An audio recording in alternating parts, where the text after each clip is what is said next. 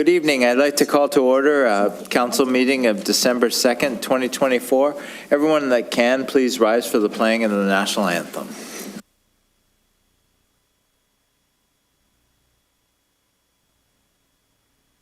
Oh, Canada, our home and native land, true patriot love in all of us command. Quand on embrasse et porte le pays, il sait porter la croix. Ton histoire est une épopée des plus brillants exploits. God keep our land glorious and free. Oh, Canada, we stand on guard for thee. Oh, Canada, we stand on guard for thee.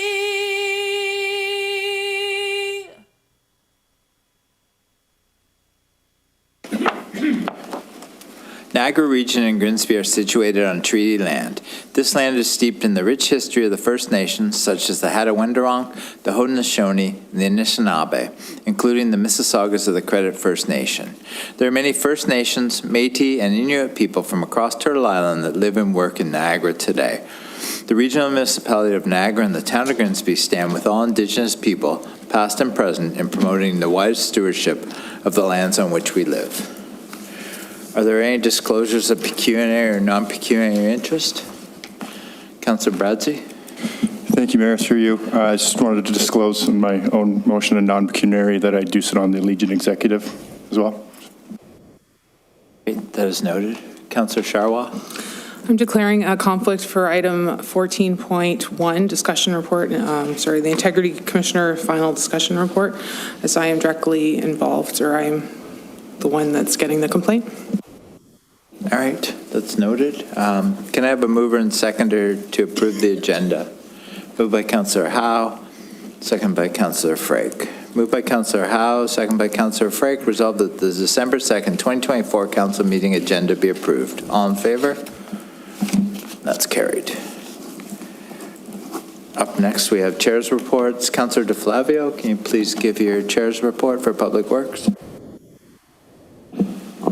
Thank you, Mayor. Through you, I'll keep it brief. It was a good meeting. We dealt with a few of the day-to-day workings of Public Works, including the salt management plan. The salt management plan deals with obviously winter maintenance, which also in the discussion reports there was the winter control manual, which spells out how the town staff are going to go about cleaning the winter roads, the process that it's done by, the order in which they're done, their prioritization. There was also a roads quality management system operation plan endorsement and some updated wording from to a bylaw. There was correspondence regarding the QEW resurfacing.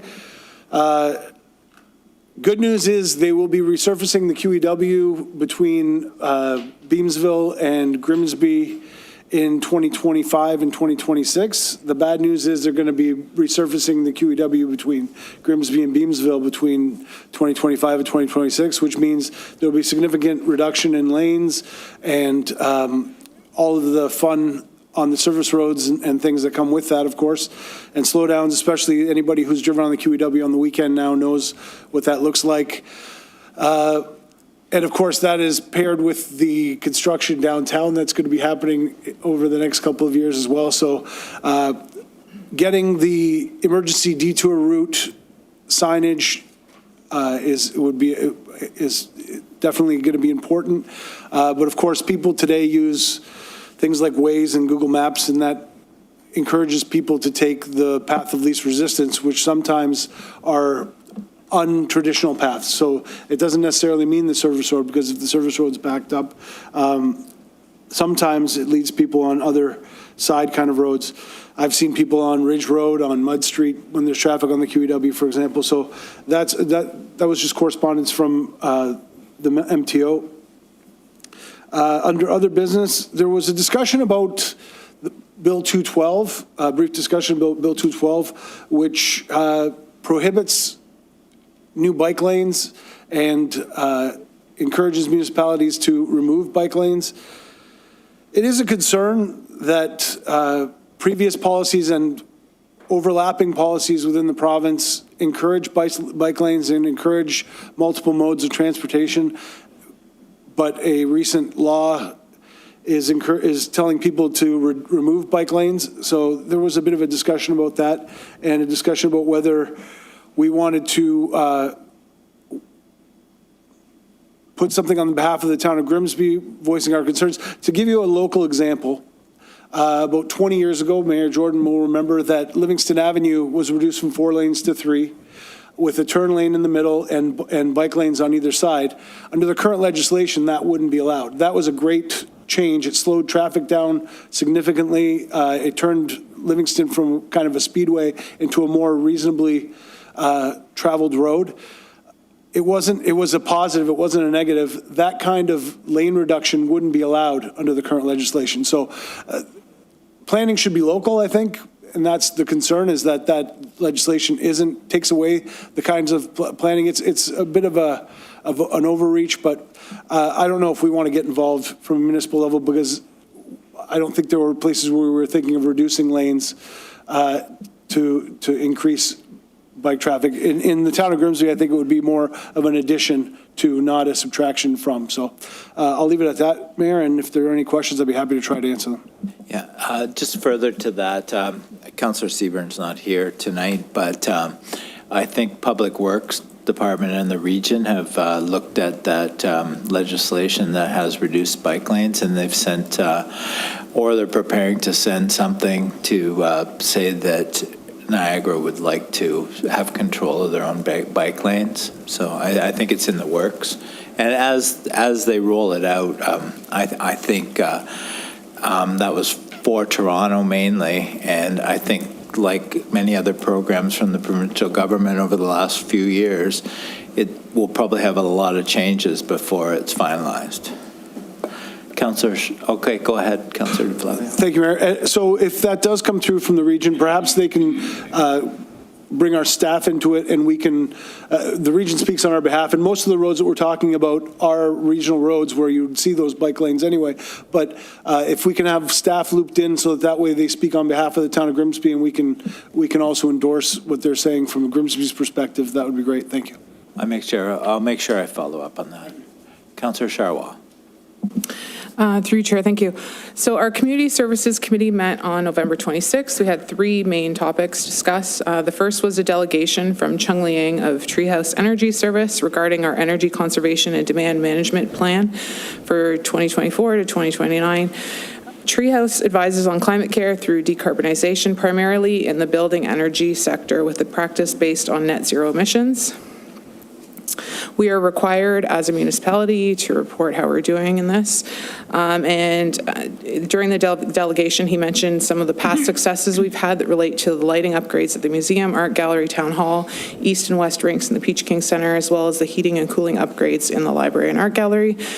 They found that we are similar in energy efficiency and conservation to other municipalities, and provided suggestions for future energy conservation measures and upgrades to ice rink controls, looking into advanced controls for rooftop units, and investigating renewable technologies such as rooftop solar.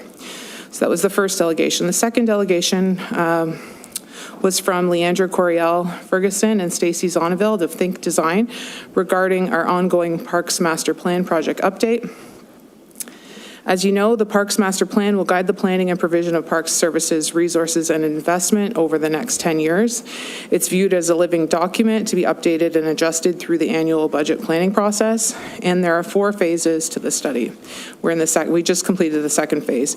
So the first phase completed in the study provided a background report. The second phase we just completed presented on much of the engagement with the community, staff, and several of us councillors and committee members who provided feedback.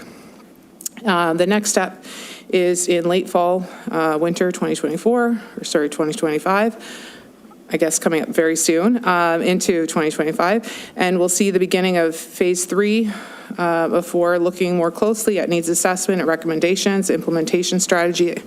And at that point, there will be a draft Parks Master Plan along with public summary document.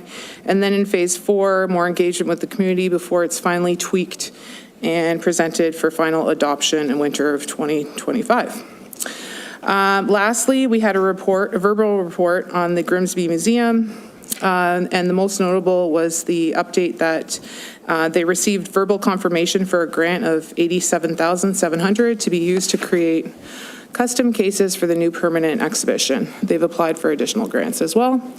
And our next big community services event is upcoming for the Santa Claus Parade this Saturday. And our next community services meeting is scheduled for December 12th. And at this meeting, we should be deciding on the pickleball allocations and terms at that time. Thank you. Thank you, Councillor Sharwa. Can I have a mover and seconder to approve the previous minutes? Moved by Councillor DeFlavio, second by Councillor Howe. Moved by Councillor DeFlavio, second by Councillor Howe.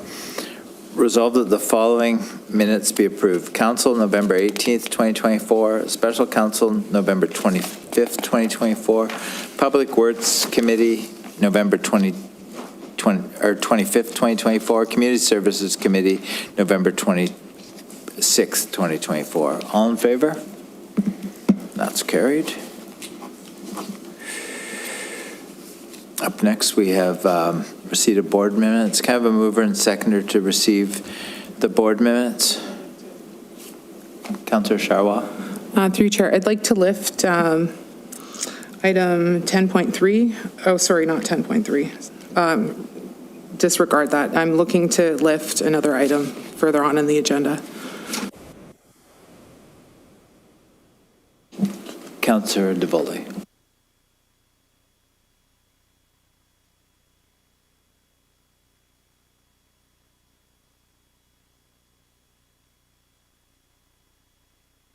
Moved by Councillor DeVoley, seconder, Councillor Howe.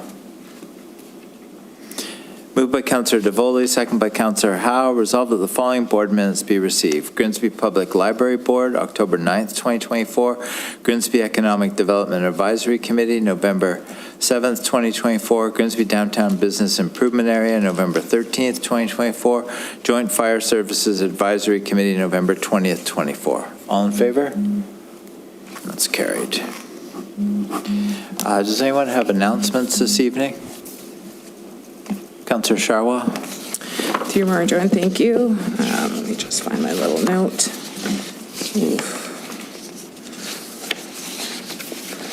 Okay.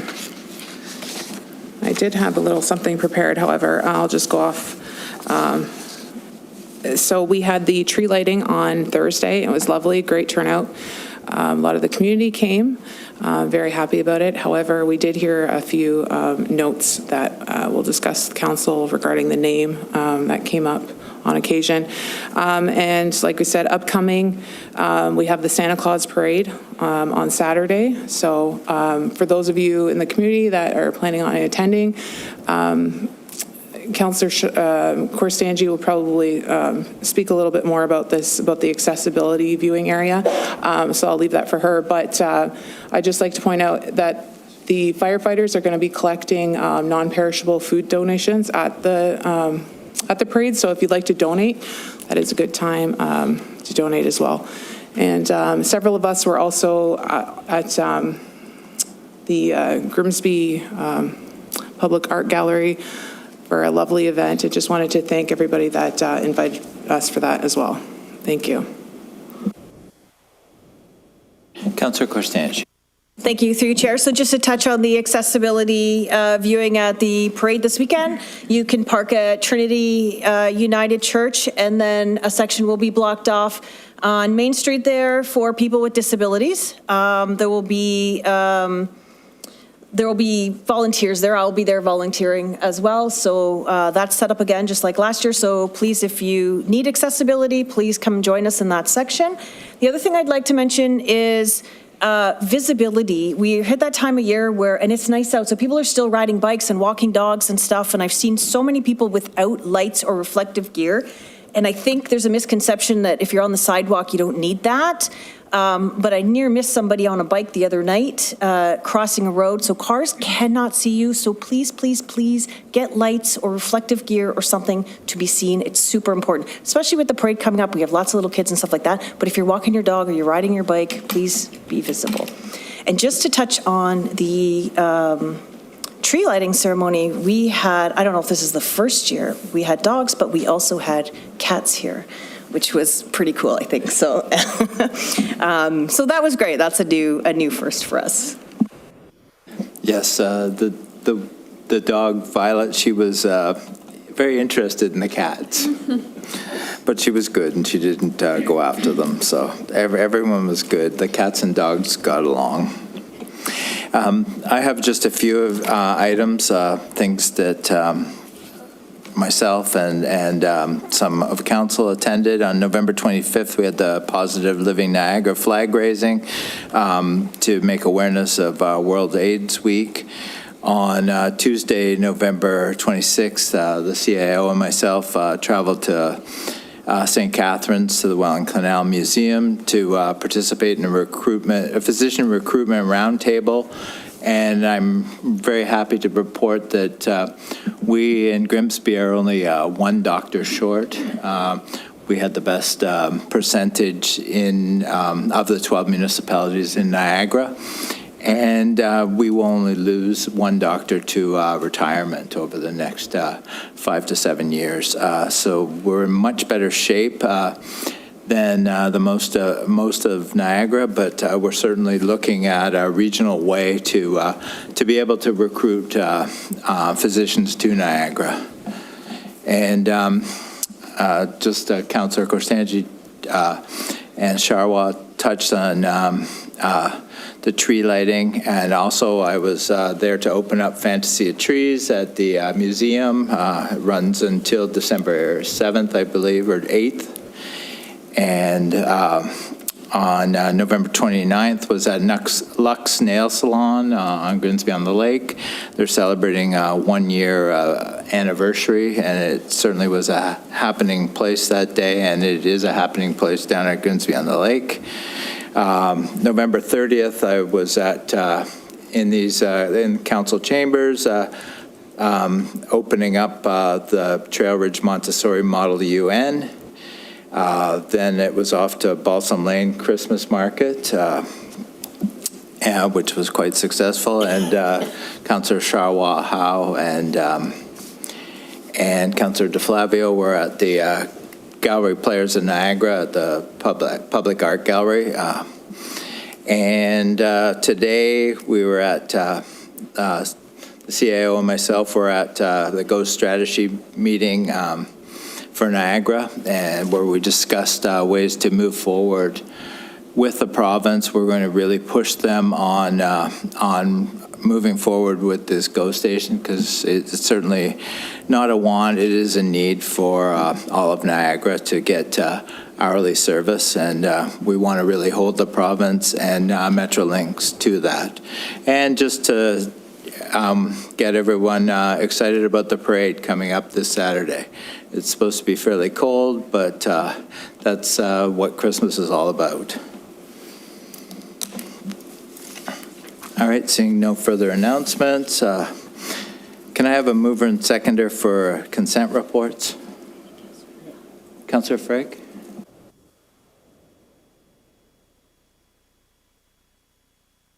Thank you, Mayor Jordan. I'd like to lift one of the reports, which is PA 24-43.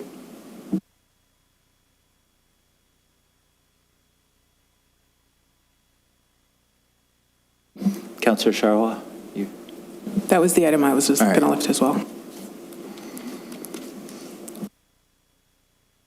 Councillor Korsanji. Thank you. I'd like to lift Building 24-02, Adelaide Street sign.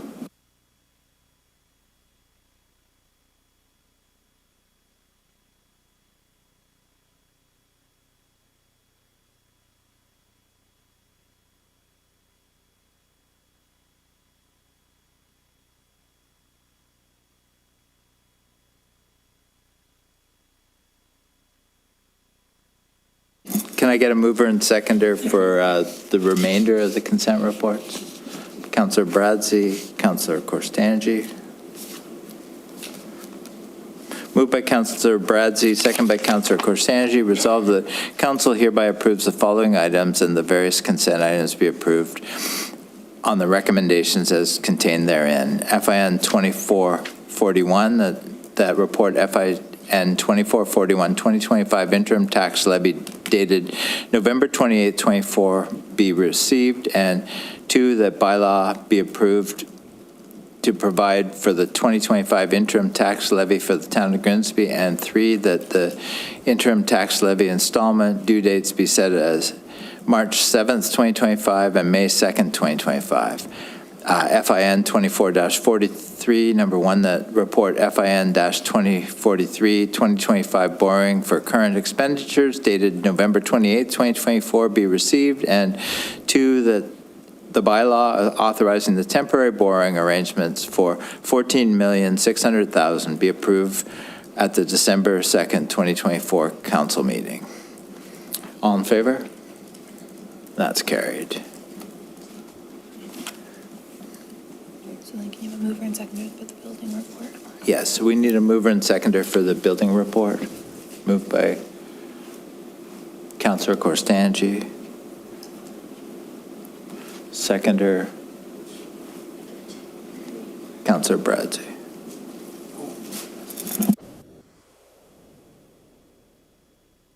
Councillor Korstanji, go ahead. Thank you, through you, Chair. So this is just a request for a variance to the sign bylaw.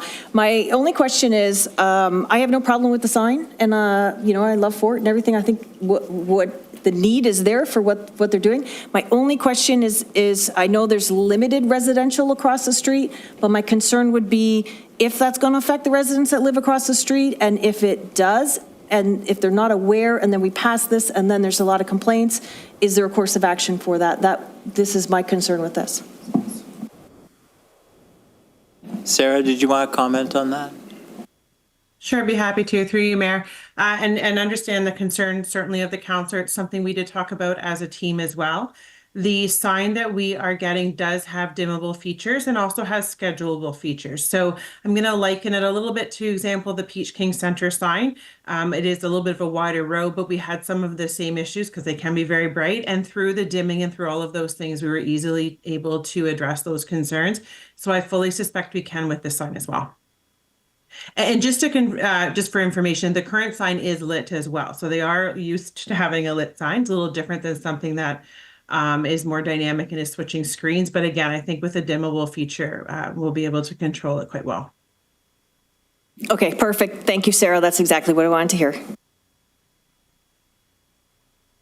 All right, so we have the resolution here.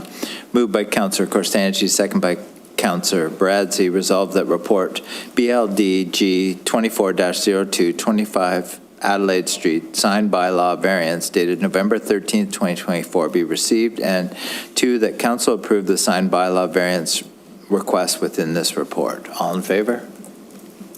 That's carried.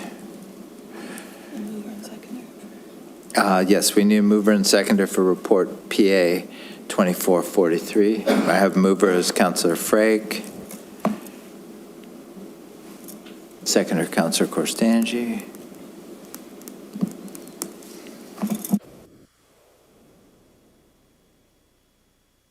I don't know what All right, Councillor Frake, what did you want to Thank you, do Mayor with Jordan. that? You lift Thank it. you very much. Anyways, I know we instructed staff a number of months ago to put together a report on the COA And the report, by the way, is fantastic. Thank you very much. Lots of great detail in there, lots of great suggestions.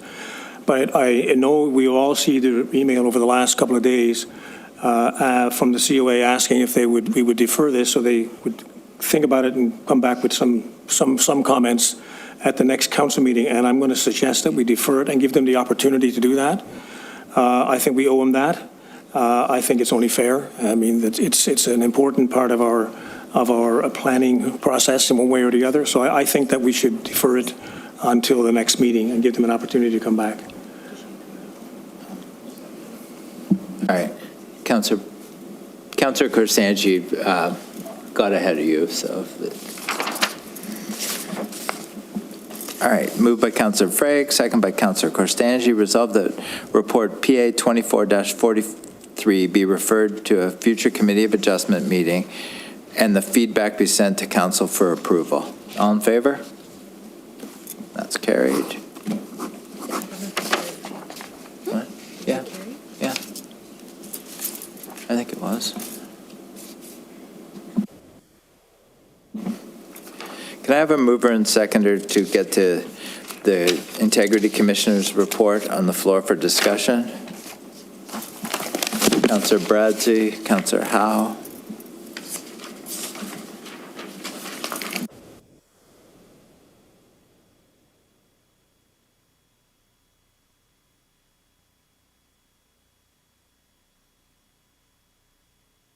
All right. Hello, Michael. I see you're here.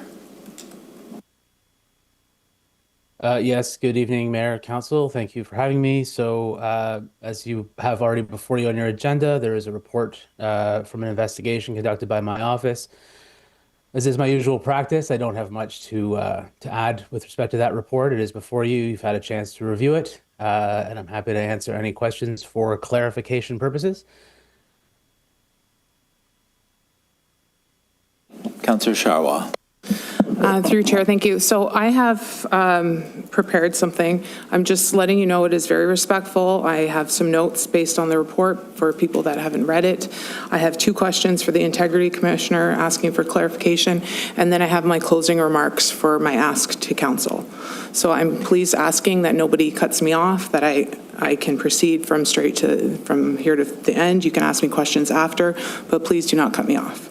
Okay, so this report today deals with 2 Integrity Commissioner complaints that were filed following an open Grimsby Economic Development Committee meeting on July 4th, 2024. The first complaint was filed by 2 individuals participating in the meeting, and the other was filed by Councillor Freak, who is the chair of the Grimsby Economic Development Committee.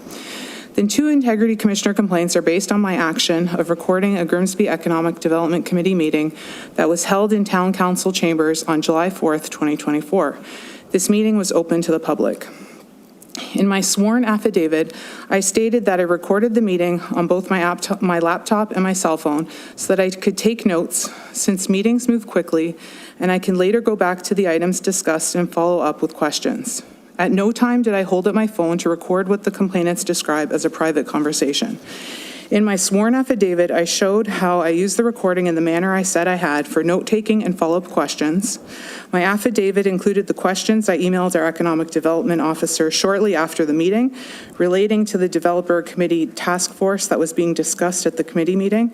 This email exchange showed that I had, in fact, done my due diligence in my role as councillor by asking for follow-up information from the meeting. As you can see in my attached emails included in the affidavit, they were also asked in a courteous and professional manner. There have been no complaints that the recordings have been disseminated, used inappropriately, live streamed, or even shared with anyone else. No one other than myself has heard the recordings. I have never been asked for a statement from the Niagara Regional Police pertaining to the criminal accusations alleged by recording the meeting. The report states, to be clear, discreetly recording proceedings from the gallery would not have been contrary to the code.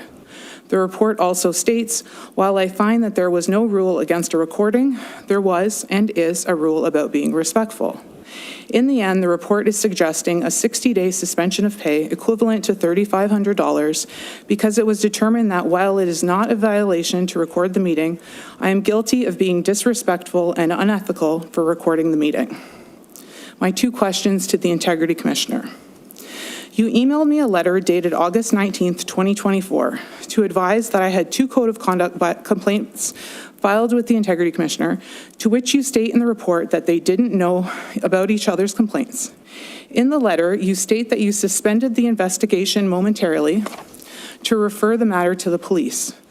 You also reference Section 223.8 of the Municipal Act, which legally requires you to report the suspension of the investigation to council by sending a letter to the clerk to be included in an upcoming agenda.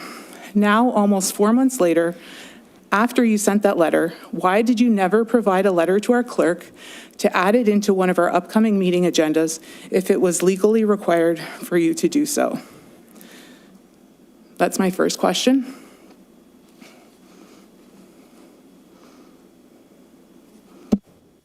You're on mute, Michael. Of course. Now, sorry about that. Yes, I'm on mute. My apologies. So thank you for the question through you, Mayor. I'm not specifically required to send a separate letter. I'm required to notify council. I decided that it was best to actually do that through the report. Although, you know, if I was not making a finding of a code violation, then I would have sent a separate letter for council. I did, however, notify the clerk, but not to put it on the council agenda at that point. I didn't want to disrupt my investigation at that point. Okay, thank you. The letter that you sent said you were legally required to provide a letter to the clerk who would publish it in an upcoming agenda. That never happened. Okay, so my second question. I'm actually, my apologies, Councillor, if I wasn't clear on that. I'm legally required to notify council of the suspension, and I've done that in my report rather than in a separate letter. Okay, so anybody that is reading this, that was 223.8 of the Municipal Act. So I would urge anybody to read that. Okay, number 2, the Municipal Act requires strict confidentiality to protect all parties involved in the complaint process until the draft report is sent to all parties.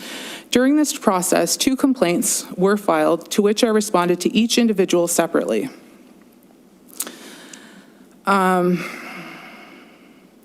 Any member of the public can view my affidavit replies as I've asked them to be published in the full report, which you did. Instead of only sending my replies to the corresponding complainant, you shared my individual replies to every complainant. For example, the councillor complainant should not have received my replies to complainant 1 and 2 since they were not addressed to him, and complainant 1 and 2 should not have received my replies to the councillor complainant. Especially when the investigation was still in process, and then with all that information in my replies, you allowed them to provide a written reply and follow-up interviews. All of their counter replies were used as justification because their replies were similar at that point. In my opinion, it was a major breach of confidentiality and a clear flaw in what should have been a fair investigative process. You should have asked for my permission to separate it however you liked, or asked my permission to share my individual responses with the complainants. You did neither. Why did you not ask for my permission to share any of the replies in their manner asked me if you needed them separated, and how is this not a breach of confidentiality? Thank you, through you, Mayor. Well, as you mentioned, everyone can have a look at your affidavit. Your affidavit has paragraphs. The paragraphs are numbered. They are not separate. They are a single response containing all responses to both complaints. It's not the duty of my office to separate and parse out your response for you. If you wanted separate complaints for separate responses for separate complaints, you should have filed 2 separate affidavits. Each of my responses said the person's name and the corresponding affidavit. So if it was to Councillor Freak, I would assume that you would have sent Councillor Freak's, the ones that I addressed to Councillor Freak. The complainant number 1 should have gotten complainant number 1. Complainant number 2 should have gotten complainant number 2. So if you were to do it the way you would like, I would have assumed that the fair thing to do would have been to ask me to divide it or ask for my permission for you to share it in the manner that you have. Well, I'm not going to argue with you about it, Councillor. If you feel that the process was unfair, you're welcome to seek judicial review. But I can tell you, you filed a single response that is numbered and contains numbered paragraphs. You may have put a subheading in there, but at no point did you indicate to me that it should be separated. And furthermore, your responses in both sections actually responded, because the complaints were so similar, there was information that was, I felt, to be applicable to both complaints. So it's not a breach of confidentiality in my view. You were the one that provided a single response, and I provided it to the complainants accordingly. But again, if you feel that's an unfair process, you're welcome to seek a review of that. Thank you. I'm just going to state my closing remarks now. I will be seeking judicial review if this continues, for sure. In conclusion, I'm asking that council vote no to receiving the report, as it is disproportionate and has two major flaws in the process, which our IC has just confirmed. I've already incurred a $3,000 cost to acquire a lawyer, as recommended by our Integrity Commissioner, as he was pursuing criminal charges against me. In hindsight, I should have not sought legal support, since it was completely unnecessary and very costly. The scare tactic to have me charged criminally did have me follow up with legal support in the end, though. In addition to the $3,000, I've already incurred a $3,500 suspension of pay, as well as other legal services are required to serve a libel notice for misinformation. If resolving indifference is the goal, I've already invited the councillor complainant to attend one session of mediation with me, which he has declined, but I'm still fully willing to do if he agrees to it. If council votes no to this report, this will be over, unless there are new complaints waiting for me in the queue. If council votes no, you have my assurance that we can move on over the next 2 years with healthy democratic discussion. You will likely still have the majority vote on many items that come to council, and I will respect the council majority when they are open and transparent. I still will at no time, however, be intimidated to vote in a way I feel is not in the best interest for our community, obviously. And I will continue to ask for clarification if we do not have all the information required to make a sound decision on behalf of our residents and local businesses. If you vote no, you are showing that this is over. We have 2 years to go, and I'm hopeful we can start fresh and move forward. You have my assurance that I am ready to move on. The ball is now in your court. Thank you for your consideration.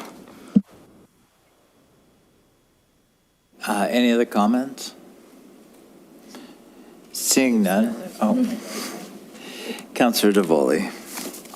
Thank you, Mayor Jordan. I have a few questions for Mr. Maynard, if I could.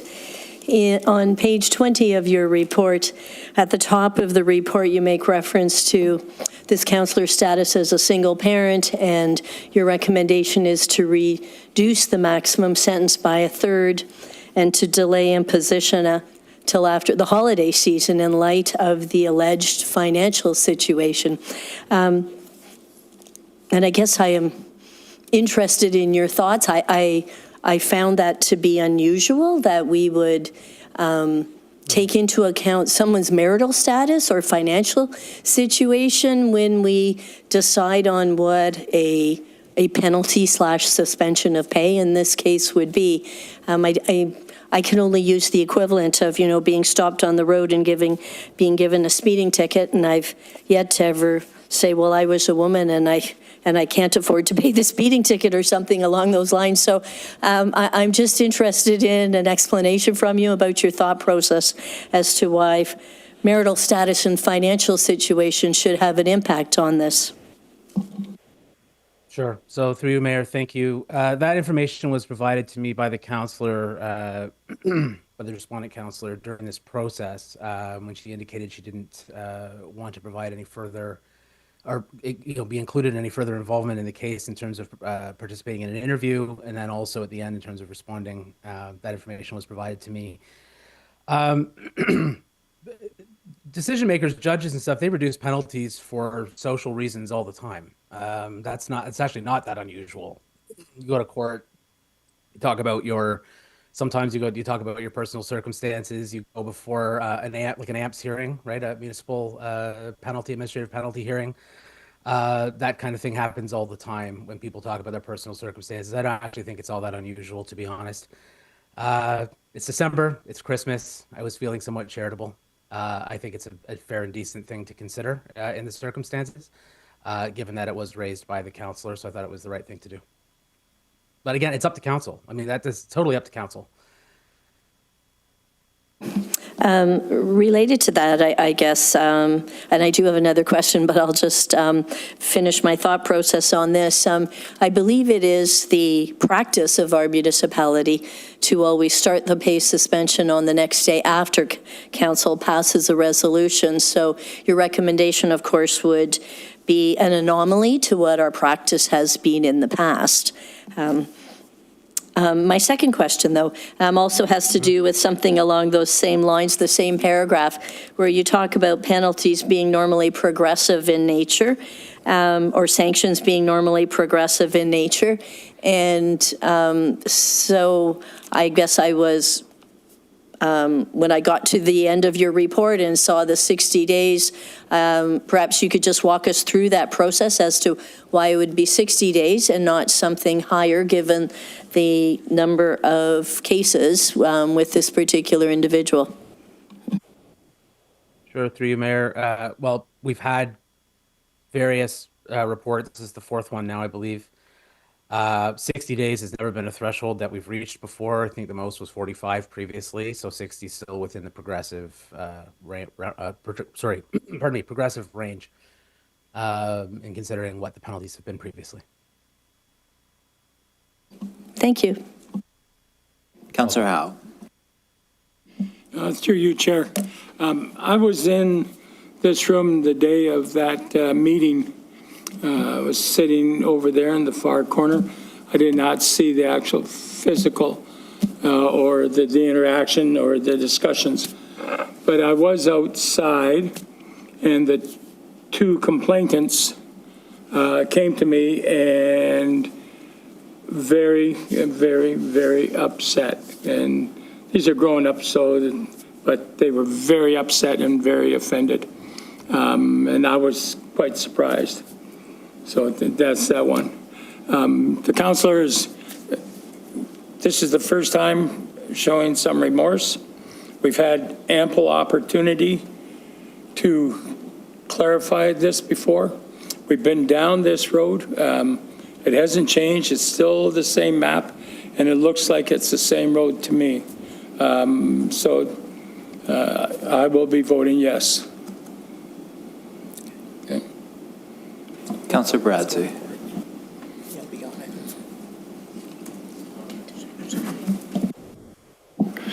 Thank you, Mayor, through you. Thank you. I agree with Councillor Howe over there. While you might feel like the ask for us to not receive, this is a small ask. I'd like to just go back 4 complaints, and I think the ask of Mayor Jordan to apologize was much smaller. So I'll be voting yes. And these types of conundrums, they affect every single one of us up here. They affect the productivity of this town. Can we please just get back to focusing on basic town business and producing results for Grimsby? I know I am, but I think everyone is tired of having the town's production affected by this mediocrity. All right, I have Councillor Korstanji, then Councillor Vardy. I see her hands up. Councillor Korstanji, go ahead. Thank you, through Chair. I was at a meeting not long after this incident, I believe, and the clerk spoke and reminded all the committee members and everybody in the room that you are not to have private conversations in public areas, specifically the chambers, because it is not private. So while I can understand somebody being upset if they thought that a private conversation was recorded, but you shouldn't be having a private conversation in a public venue and expect privacy. And that was relayed to the entire committee very firmly by the clerk in the terms of reference not long after. So I just wanted to state that because I felt like that's an important point. I would rather, instead of punitive measures, which clearly don't work, I would rather see mediation with the 2 councillors to work out the differences so that we can all move on. This is something we haven't tried yet, so perhaps it's time to change. And, you know, I think we all campaigned on this stuff not happening, so maybe it's time to try a different route and have mediation to see if these things can be worked out.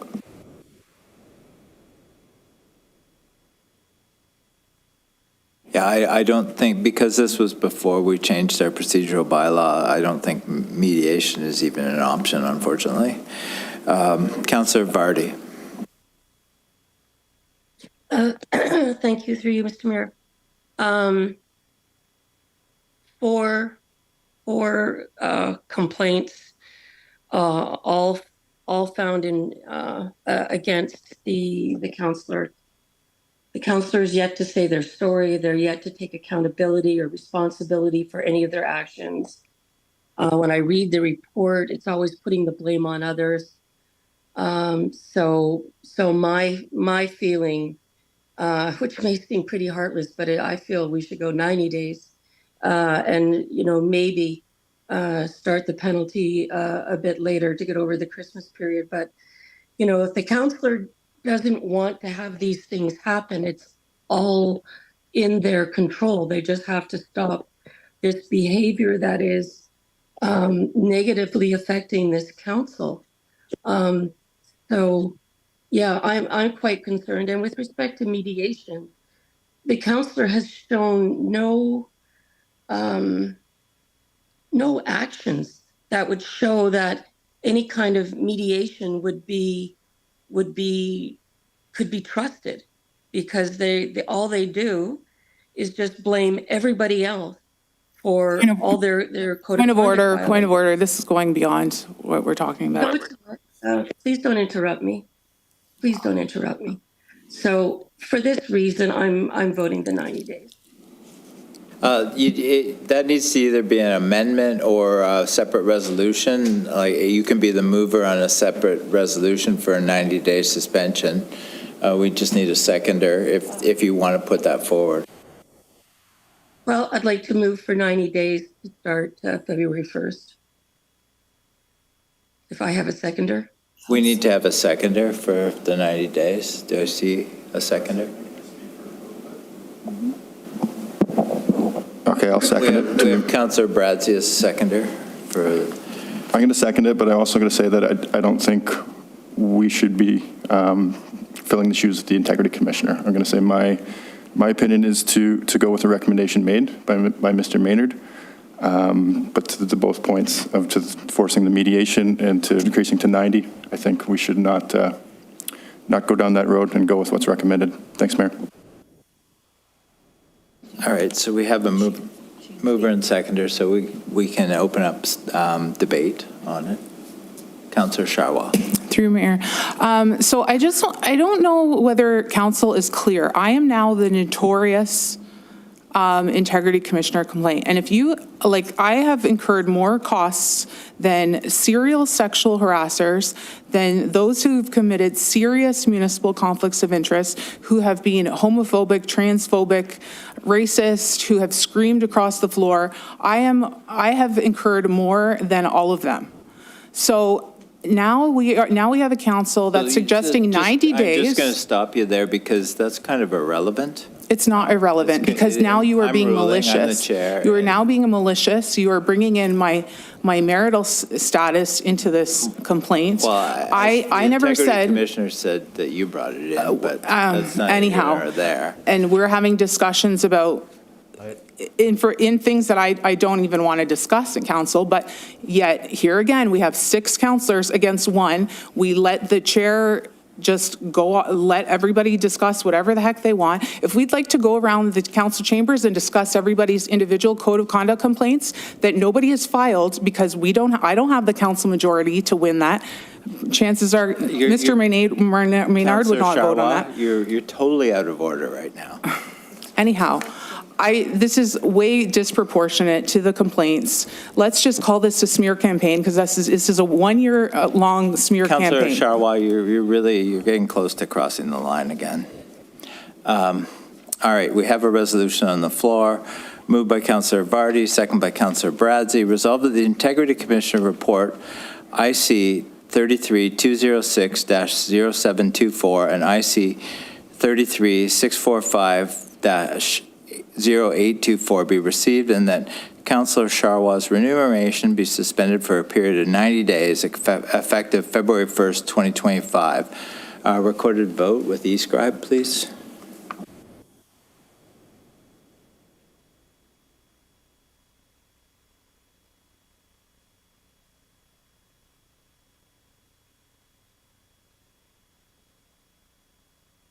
Councillor Vardy?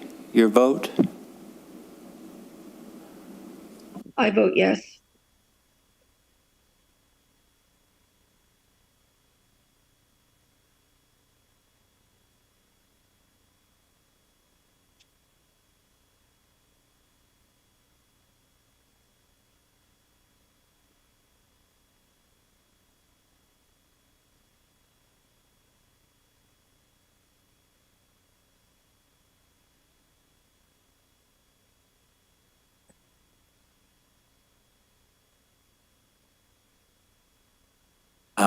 I vote against it.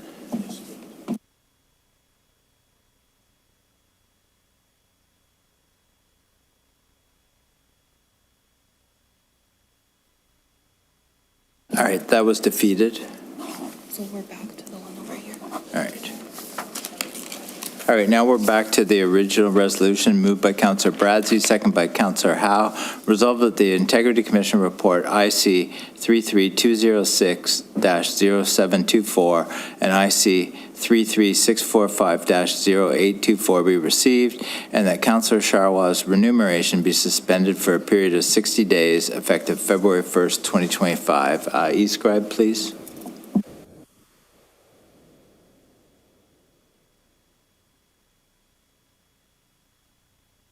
I vote yes. That's so noted.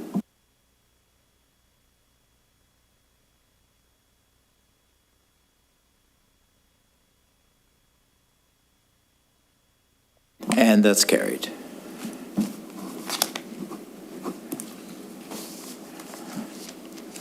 All right, up next we have a resolution by Councillor Bradsey and second by Councillor Korsanji about the Veterans Crosswalk. Is there any discussion? I think we shut that down over there. Sorry, goodbye. Oh, do you want to say bye to Mike? Oh, we'll see you. Good night. Have a good evening, Michael. Thank you. You as well. Happy holidays, everyone. Bye-bye.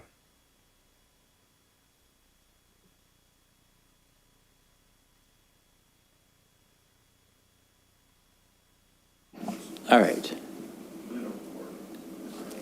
All right. Why don't you can read?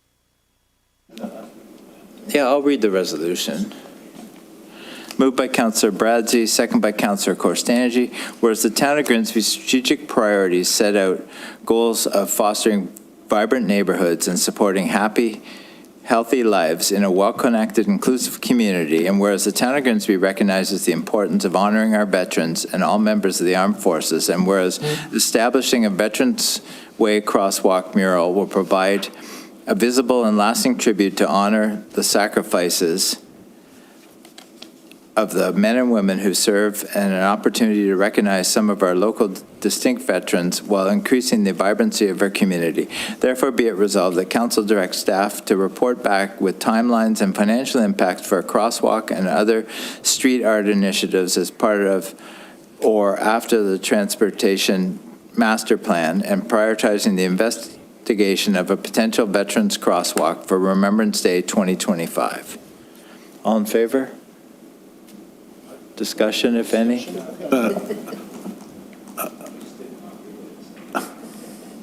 Councillor DeFlavio. Yeah, I agree with all of it except in Canadian English, honor spelled with a U. So other than that. I agree with that as well. I changed it in here. Thank you. Councillor Howe. Through you, Mayor, I have a large problem with this, and I've voiced it with the councillor. A crosswalk is not a place to honor men and ladies, guys stand corrected, who have given the ultimate sacrifice. A crosswalk is going to get faded, going to get stepped on. It's going to be dog will do whatever it does on crosswalks. I liken it, and I've been wrestling with this. All I could think about is using a Canadian flag for a mat at your door, your entrance door, and using a Canadian flag. It's going to get the same shuffling of the feet in the dirt. Now, I completely agree with the concept of it, but on a building. have it on something so it's up off the ground, so that people aren't desecrating it every time they kind of shuffle or do whatever, or spit. Let's face it, everybody wants to spit these days. No, that's not the place. Honoring those lady and men, it's got no place in a crosswalk.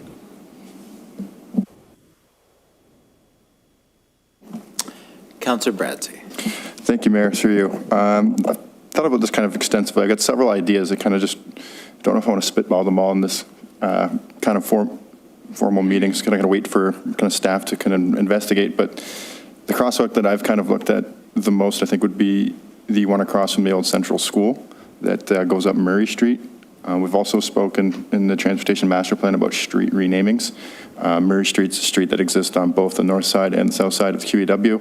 I think one thing, looking at removing some of the duplication of names would be a good idea. So that might be a good street for a Veterans Way or something, as well as on the flip side of that, Patton Street from General Patton and the War of 1812.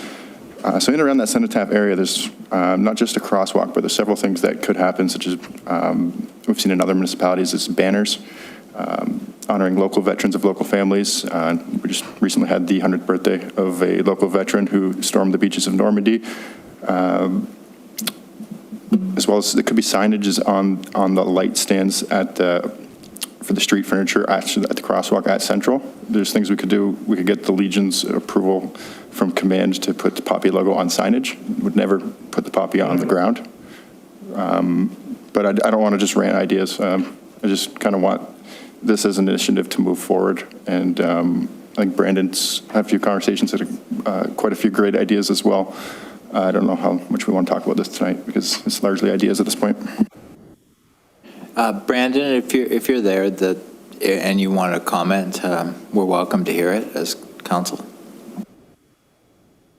Thank you, Mr. Mayor. No, I don't really have much to comment on at this point in time, but happy to take this away with our team and come back with some ideas and bring it back through Public Works Committee, if that's the resolution from council. All right. Councillor DeVoley. Thank you. I just wanted to point out that in the notice of motion, it does say in the very last paragraph, the second line, it says for crosswalk and other street art initiatives. And I realize it uses the word street art, but what I'm hearing from you are from Councillor Bradzi is lots of ideas on different ways. And so if we consider any and all of the ideas that you've proposed to be examples of other street art initiatives, then I don't have any problem with that. I guess we would just like to make sure it includes all the good ideas you've talked about and any other good ideas that staff might come up with as well. And as long as it encompasses all of that, then I don't think we're really restricting ourselves to the impact on a crosswalk only. And then I believe I could support this. I certainly think staff will be able to take that away. Councillor Howe. Again, through you, Mayor, and just to reiterate, I will support everything in this except leaving the word crosswalk in there. Take crosswalk out, I have no problem. I think it's a great idea. But I will never support if the crosswalk word stays in that motion. No. Councillor Charwa. No. Through Mayor Jordan, thank you. I just wanted to give credit to this resident who actually came up with this idea. I know she had forwarded the idea from Hamilton and it came into our Facebook group, and then it actually, I think it moved their way over to Lincoln. So I just wanted to provide credit for Susanna Pollard for coming up with this great idea. Thank you. Well, in all fairness, I think there's a number of people in a number of municipalities that have come up with this idea, and I think you can't put it on one because it has evolved over the last few years all through Ontario, Canada, and North America. Councillor Frake, you had your hand up. I don't know if I can add much more to what's been said, but I commend you for bringing it forward. I think it's long overdue that we do honor our veterans, and this town is really appreciate the veterans we have here. I mean, there's the crosswalk is one thing, but I'd like to see some of the other ideas too. I've heard banners, I've heard murals. I mean, I think there's lots of other ideas. Maybe the crosswalk is one of many, or maybe we marry them together. But it's certainly a good idea, and I commend you for bringing it forward. Thank you. Councillor Bradzi. Thank you, Mayor, through you. I just want to say the first time that I heard about this idea was from probably over a decade ago from, he's identifiable, but Keith Warner, God rest his soul. I'm not extremely fixated on the crosswalk. It's more the encompassing area of the cenotaph. I know Councillor House really picking up on that one, but that's not the main focus. I think we need to do something to honor our veterans in and around that area, and I really want this to be a merger of a lot of different ideas, like the banners, the crosswalks, the lights, and let's see what we end up coming up with as a team. Councillor Corsani. Thank you, through you, Chair. Perhaps we could call it a Veterans Passage. And if we're incorporating multiple things that sort of go from the Legion to the cenotaph, it could be considered more of a passage than a crosswalk. You okay with that change? Friendly amendment? Yes, Mayor, I would support that. All right. I did also want to talk too about the other street art initiatives. Actually, was kind of, there was some chit chat in and amongst staff about creating a policy for future endeavors such like this. So that was kind of also geared that way, which my goal was to separate the two. Let's focus on the veterans one, and then we can implement some policy with what we learned from this one. But that's kind of. Councillor DeFlavio. Thank you, Mayor. Yeah, I brought up this discussion with Brandon a couple months ago.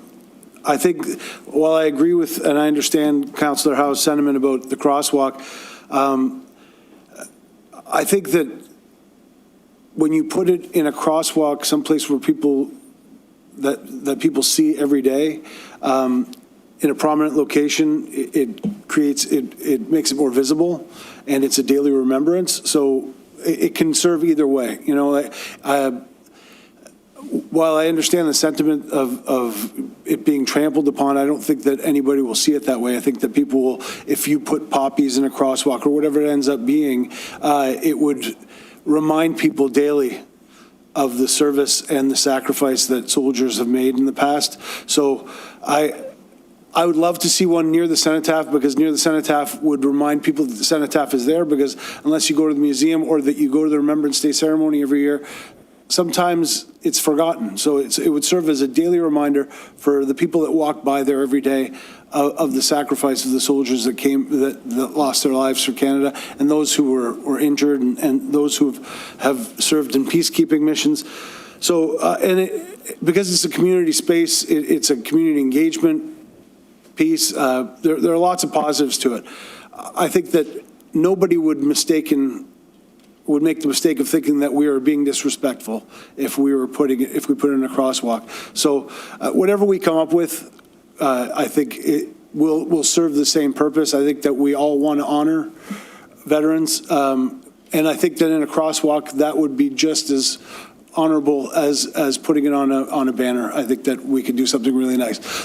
I do agree though with Councillor Howe that it does deteriorate over time, so we would have to take on the responsibility of maintaining that crosswalk and making sure that because crosswalks fade and things happen, cars drive over them and all those things. So we'd have to make sure that as a council, we recognize the importance of that specific crosswalk, and we put a conscious effort into maintaining it for years to come if that's the way that we go with this. That's all.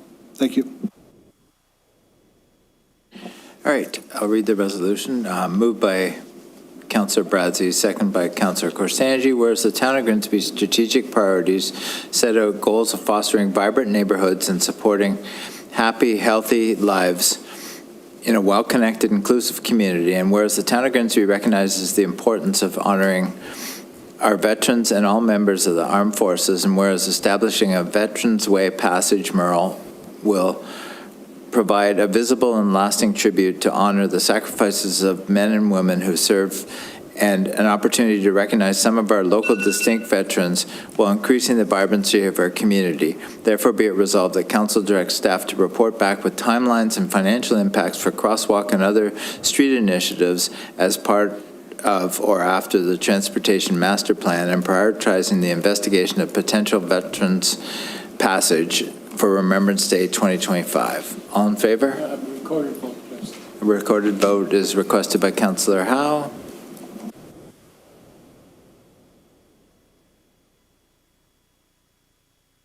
Councillor Vardy? I vote yes. That's so noted.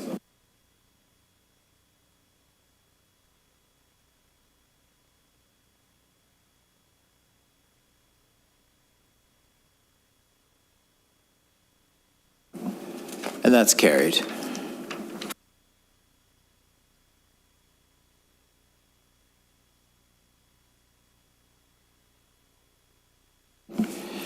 Can I have a mover and seconders for the bylaws? Moved by Councillor Bradzi, second by Councillor Frake. Moved by Councillor Bradzi, second by Councillor Frake. Resolved that Lee begin to introduce bylaw 24-81 and 24-83 inclusive, and that same be read a first time, considered, and passed. All in favor? That's carried. Next council meeting will be held on January 13th, 2025 at 6:30 p.m. Can I have a mover and seconder for the confirming bylaw? Moved by Councillor Howe, second by Councillor DeVoli. Moved by Councillor Howe, second by Councillor DeVoli. Resolved that leave be given introduced bylaw 24-84 and that same be read a first time, considered, and passed. All in favor? Councillor Howe. The next council meeting is when? January 13th, 2025. Oh, okay. My agenda's got 24. Well, I said 25, so I'll say it again. And that was carried. Good evening, everyone. Meeting is adjourned. Good night.